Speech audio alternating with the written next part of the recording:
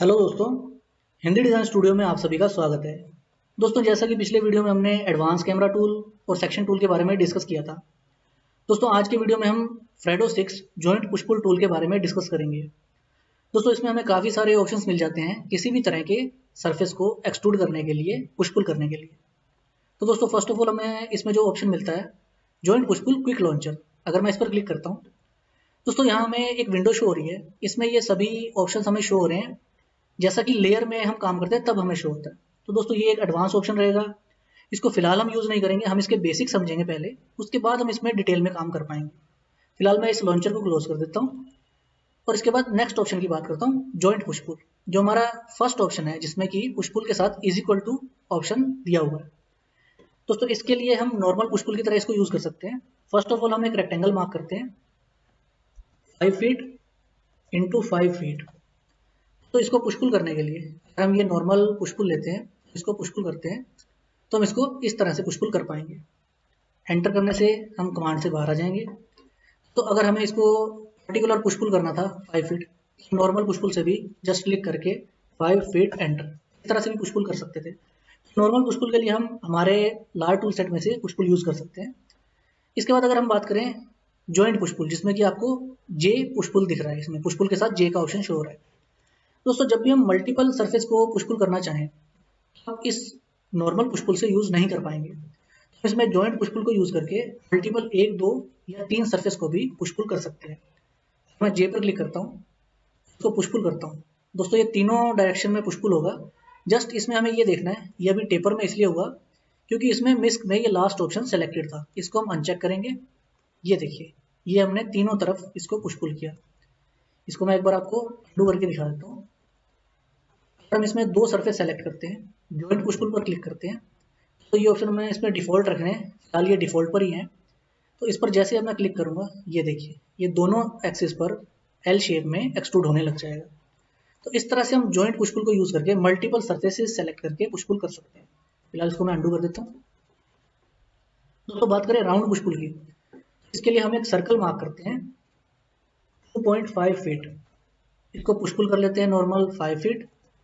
तो अगर इस सरफेस को सेलेक्ट करने के बाद मैं नॉर्मल पुश पुल करता हूँ, यहाँ क्लिक करता हूँ, तो यहाँ एरर शो होता है can not push pull curve और smooth surfaces.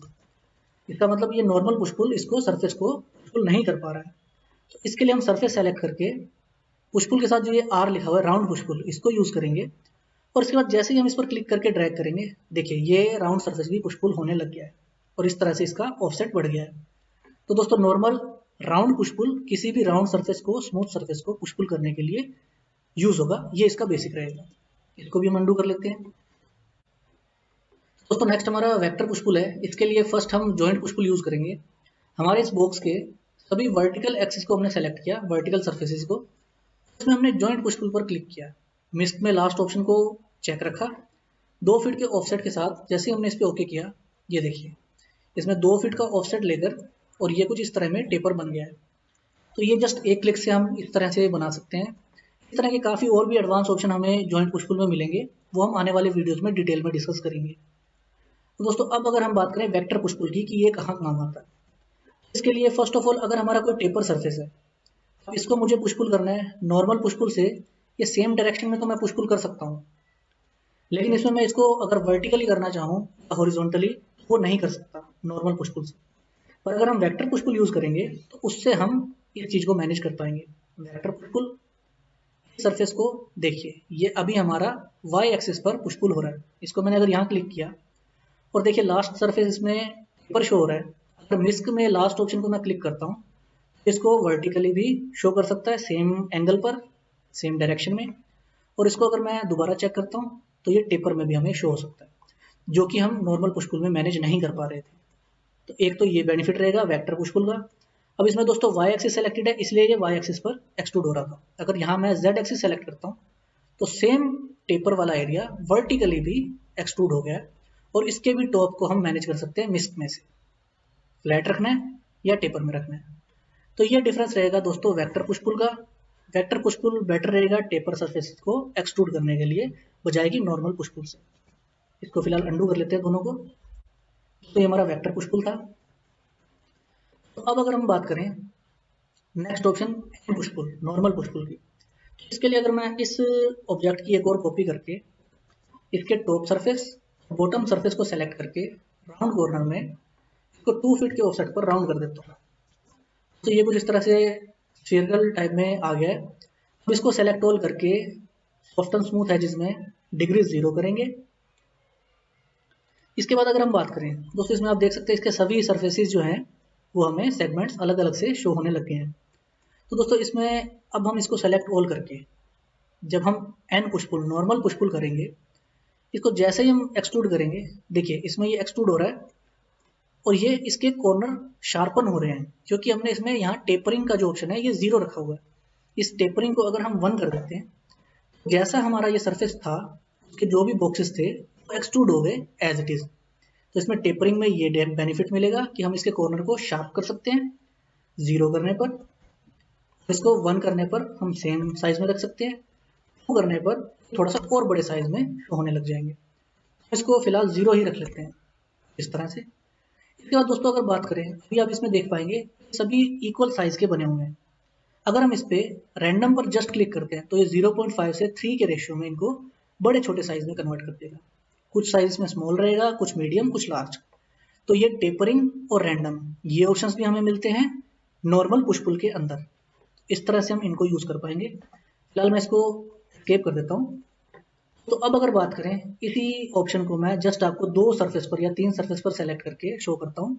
Normal push pull, tapering 0, random को हमने क्लोज किया, तो ये इस तरह से शो होने लग जाएगा। अगर टेपरिंग को हम 1 कर देंगे तो ये बॉक्सेस शो होने लग जाएंगे।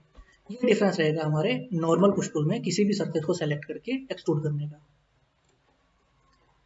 तो इसी तरह से अगर एक्स की बात करें तो एक्स में भी आप जो ये सरफेसेस देख रहे हैं, तो अगर हम जॉइंट पुश पुल से एक्सट्रूड करते हैं लास्ट ऑप्शन को मिस में से ऑफ करके, तो ये देखिए ये सिंपली इसने यहाँ इस तरह से एक्सट्रूड किया।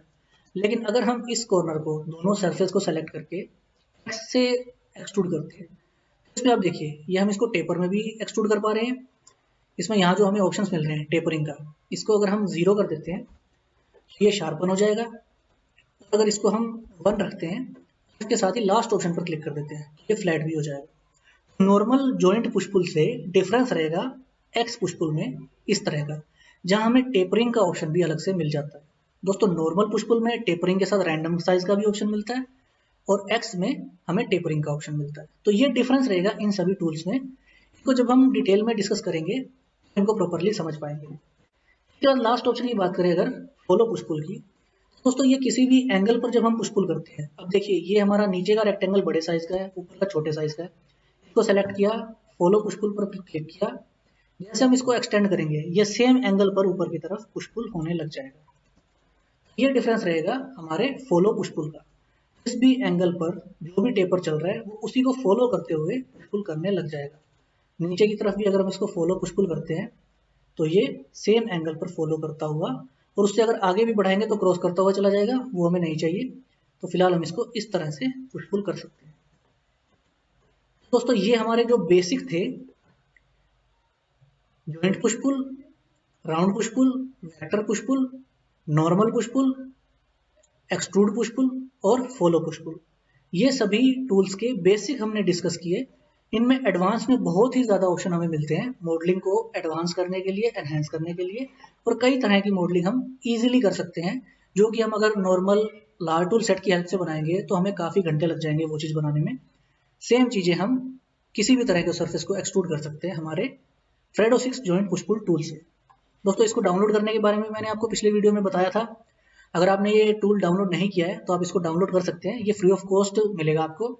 आप हमारा क्लास 47 देख सकते हैं जिसका लिंक मैंने डिस्क्रिप्शन में शेयर कर दिया है। उसमें मैंने कुछ दूसरे प्लगइन्स डाउनलोड किए थे, पर इस प्लगइन को डाउनलोड करने के लिए भी प्रोसेस सेम रहेगा और आप ये plugin free of cost download कर पाएंगे स्केचुकेशन से। दोस्तों आज के वीडियो में बस इतना ही। वीडियो अच्छा लगा हो तो वीडियो को लाइक करें, अपने दोस्तों के साथ शेयर करें, और जो भी हमारे नए व्यूवर्स हैं वो चैनल को सब्सक्राइब जरूर करें ताकि मेरे आने वाले सभी वीडियोस की नोटिफिकेशन आपको मिलती रहे।